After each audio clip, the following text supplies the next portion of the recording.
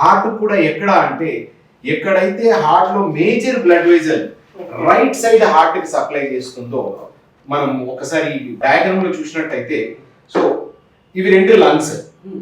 So these are the lungs. మనకు impure blood heart కి వచ్చిన తర్వాత ప్యూరిఫికేషన్ కోసం లంగ్స్ కి వెళ్తాయి. ఈ లంగ్స్ కి వెళ్ళే రక్తనాళం ఏదైతే ఉందో అది బ్లాక్ అయిపోతుంది. సో ఈ లంగ్స్ కూడా మనం పక్కనే తీసేస్తే సో సి ఇక్కడ నుంచి ఒక వెయిన్ బ్లూ కలర్ ది కనపడుతుంది. Blue is for veins. So it's a gold standard. ఎక్కడైనా సరే మనము బీలో ఈవెన్ ఎస్ఎస్ఎల్సి లోపల కూడా మనం చదువుకున్నట్టయితే వెయిన్స్ ని బ్లూ కలర్ లో ఆర్టరీస్ ని రెడ్ కలర్ లో చూపిస్తాం మన టెక్స్ట్ బుక్స్. సో ఈ వెయిన్ అనేటువంటిది మనకు పొట్ట కింది నుంచి వస్తాం, వీటన్నిటి కింద ఉంటుంది. సో ఈ పేర్లు అన్ని తీసేస్తే అక్కడ మనకు పాటలు తీసేస్తా ఉన్నారు. సో అంటే మనకు ఈజీ పిక్టోరియల్ చూసినట్టు చూడండి.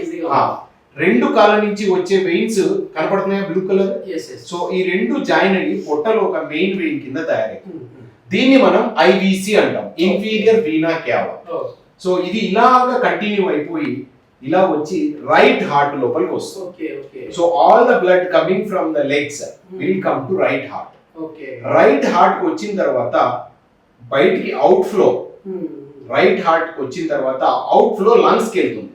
ఎందుకంటే మనం ఊపిరి తీసుకునేటప్పుడు ఆక్సిజన్ లంగ్స్ కి వెళ్తుంది, మన బ్లడ్ డీఆక్సిజనేటెడ్. సో దాన్ని ఆక్సిజనేషన్ చేసేదానికి లంగ్స్ లోకి బ్లడ్ వెళ్తుంది. సో ఈ రెండు వెజల్స్ వల్ల మనకు హార్ట్ నుంచి